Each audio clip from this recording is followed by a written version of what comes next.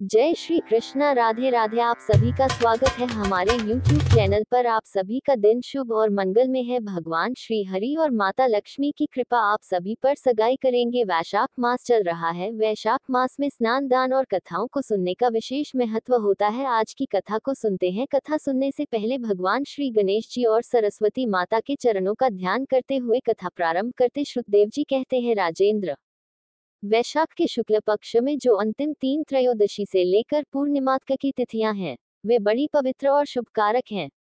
उनका नाम पुष्करिणी है। वे सब पापों का क्षय करने वाली हैं। जो संपूर्ण वैशाख मास में स्नान करने में असमर्थ हो, वह यदि इन तीन तिथियों में भी स्नान करे, तो वैशाख मास का पूरा फल पा लेता है। पूर्व काल में वैशाख मास की एकादशी तिथि को शुभ अमृत प्रकट हुआ। द्वादशी को भगवान विष्णु ने उसकी रक्षा की। त्रयोदशी को उन श्रीहरि ने देवताओं को सुधा पान कराया। चतुर्दशी को देव विरोधी दैत्यों का संहार किया और पूर्णिमा के दिन समस्त देवताओं को उनका साम्राज्य प्राप्त हो गया। इसलिए देवताओं ने संतुष्ट होकर इन तीन तिथियों को वर दिया। वैशाख मास की ये तीन शुभ तिथियां मनुष्यों के पापों का नाश करने वाली तथा उन्हें पुत्र पौत्रादि फल देने वाली हों। जो मनुष्य इस संपूर्ण मास में स्नान न कर सका हो, वह इन तिथियों में स्नान कर लेने पर पूर्ण फल को ही पाता है। वैशाख मास में लौकिक कामनाओं का नियमन करने पर मनुष्य निश्चय ही भगवान विष्णु का सायुज्य प्राप्त कर लेता है। महीने भर नियम निभाने में असमर्थ मानव यदि उक्त 3 दिन भी कामनाओं का संयम कर सके तो उतने से ही पूर्ण फल को पाकर भगवान विष्णु के धाम में आनंद का अनुभव करता है। इस प्रकार वर देकर देवता अपने धाम को चले गए। अतः पुष्करिणी नाम से प्रसिद्ध अंतिम 3 तिथियां पुण्यदायिनी, समस्त पापराशि का नाश करने वाली तथा पुत्र पौत्र को बढ़ाने वाली हैं। जो वैशाख मास में अंतिम 3 दिन गीता का पाठ करता है, उसे प्रतिदिन अश्वमेध यज्ञ का फल मिलता है। जो उक्त तीनों दिन विष्णु सहस्रनाम का पाठ करता है, उसके पुण्य फल का वर्णन करने में इस भूलोक तथा स्वर्गलोक में कौन समर्थ है। पूर्णिमा को सहस्रनामों के द्वारा भगवान मधुसूदन को दूध से नहलाकर मनुष्य पापहीन वैकुंठ धाम में जाता है। वैशाख मास में प्रतिदिन भागवत के आधे या चौथाई श्लोक का पाठ करने वाला मनुष्य ब्रह्मभाव को प्राप्त होता है। जो वैशाख के अंतिम 3 दिनों में भागवत शास्त्र का श्रवण करता है, वह जल से कमल के पत्ते की भांति कभी पापों से लिप्त नहीं होता। उक्त तीनों दिनों के सेवन से कितने ही मनुष्यों ने देवत्व प्राप्त कर लिया, कितने ही सिद्ध हो गए और कितनों ने ब्रह्मत्व पा लिया। ब्रह्म ज्ञान से मुक्ति होती है, अथवा प्रयाग में मृत्यु होने से या वैशाख मास में नियम पूर्वक प्रातःकाल जल में स्नान करने से मोक्ष की प्राप्ति होती है। इसलिए वैशाख के अंतिम 3 दिनों में स्नान, दान और भगवत पूजन आदि अवश्य करना चाहिए। वैशाख मास के उत्तम महात्म्य का पूरा वर्णन रोग शोक से रहित जगदीश्वर भगवान नारायण के सिवा दूसरा कौन कर सकता है। तुम भी वैशाख मास में दान आदि उत्तम कर्म का अनुष्ठान करो। इससे निश्चय ही तुम्हें भोग और मोक्ष की प्राप्ति होगी।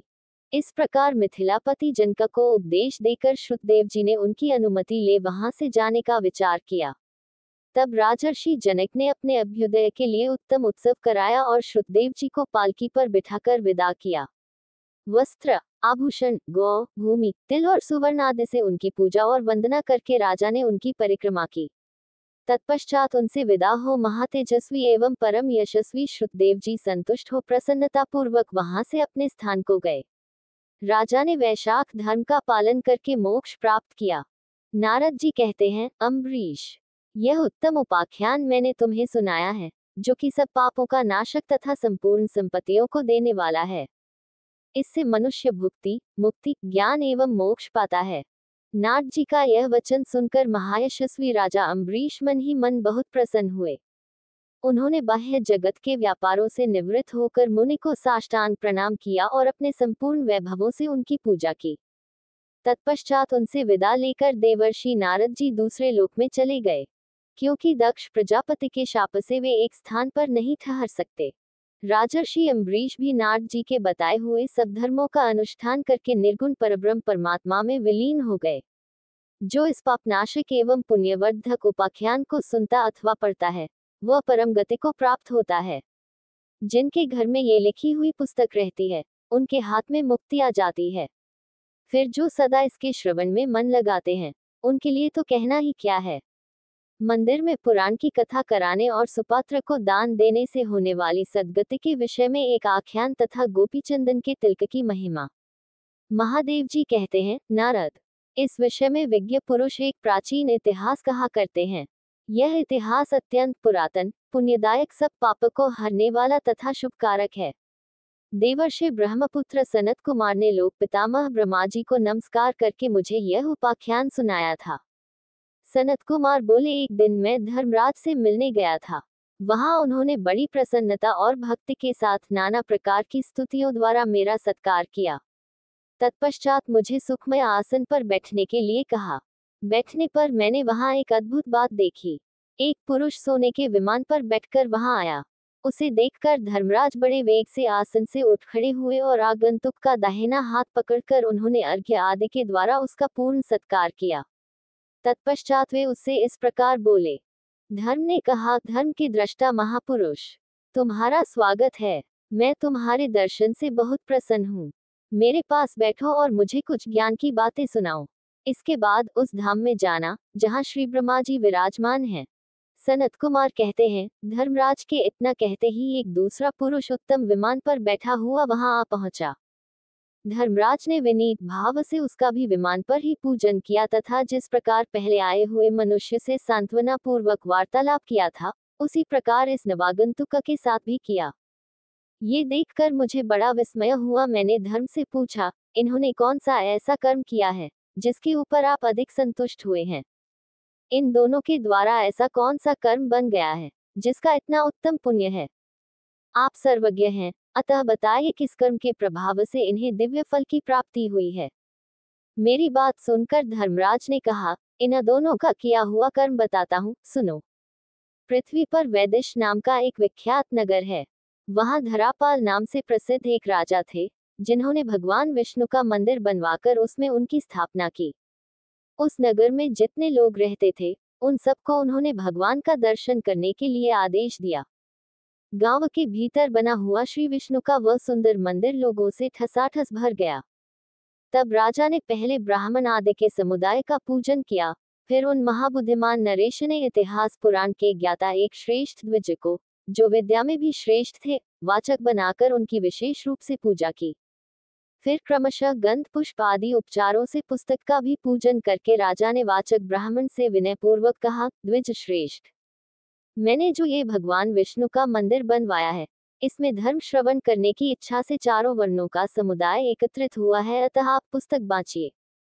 इस समय ये 100 स्वर्ण मुद्राएं उत्तम जीविकावृत्ति के रूप में ग्रहण कीजिए और 1 वर्ष तक प्रतिदिन कथा कहिए। वर्ष समाप्त होने पर पुनः और धन दूंगा। मुनिश्रेष्ठ, इस प्रकार राजा के आदेश से वहां पुण्यमय कथा वार्ता का क्रम चालू हो गया। वर्ष बीतते बीतते आयु क्षीण हो जाने के कारण राजा की मृत्यु हो गई। तब मैंने तथा भगवान विष्णु ने भी इनके लिए द्युलोक से विमान भेजा था। ये जो दूसरे ब्राह्मण यहाँ आए थे, इन्होंने सत्संग के द्वारा उत्तम धर्म का श्रवण किया था। श्रवण करने से श्रद्धावश इनके हृदय में परमात्मा की भक्ति का उदय हुआ। मुनिश्रेष्ठ, फिर इन्होंने उन महात्मा वाचक की परिक्रमा की और उन्हें 1 माशा सुवर्ण दान दिया। सुपत्र को दान देने से इन्हें इस प्रकार के फल की प्राप्ति हुई है। मुने, इस प्रकार यह कर्म जिसे इन दोनों ने किया था, मैंने कह सुनाया। महादेव जी कहते हैं, जो मनीषी पुरुष इस पुण्य प्रसंग का महात्म्य श्रवण करते हैं, उनकी किसी जन्म में कभी दुर्गति नहीं होती। देवर्षि प्रवर, अब दूसरी बात सुनाता हूँ, सुनो। गोपीचंदन का महात्म्य जैसा मैंने देखा और सुना है, उसका वर्णन करता हूँ। ब्राह्मण, क्षत्रिय, वैश्य अथवा शूद्र कोई भी क्यों न हो, जो विष्णु का भक्त होकर उनके भजन में तत्पर रहकर अपने अंगों में गोपी चंदन लगाता है, वह गंगाजल से नहाए हुए की भांति सब दोषों से मुक्त हो जाता है।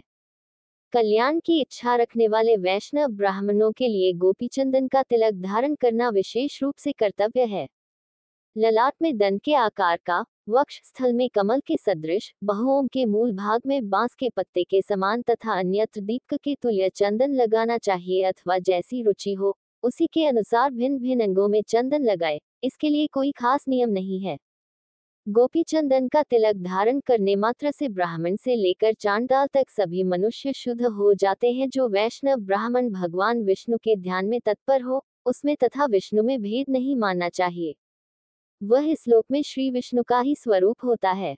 तुलसी के पत्र अथवा काष्ठ की बनी हुई माला धारण करने से ब्राह्मण निश्चय ही मुक्ति का भागी होता है। मृत्यु के समय भी जिसके ललाट पर गोपीचंदन का तिलक रहता है, वह विमान पर आरूढ़ हो विष्णु के परम पद को प्राप्त होता है। नारद, कलयुग में जो नर श्रेष्ठ गोपीचंदन का तिलक धारण करते हैं, उनकी कभी दुर्गति नहीं होती। ब्राह्मण, इस पृथ्वी पर जो शराबी, स्त्री और बालकों की हत्या करने वाले तथा अगम्या स्त्री के साथ समागम करने वाले देखे जाते हैं, वे भगवत भक्तों के दर्शन मात्र से पाप मुक्त हो जाते हैं। मैं भी भगवान विष्णु की भक्ति के प्रसाद से वैष्णव हुआ हूँ। तो भक्तजनों, आज की कथा पसंद आए हो तो वीडियो को लाइक, सब्सक्राइब, शेयर करें। कमेंट बॉक्स में जय श्री हरि, जय मां लक्ष्मी अवश्य लिखें।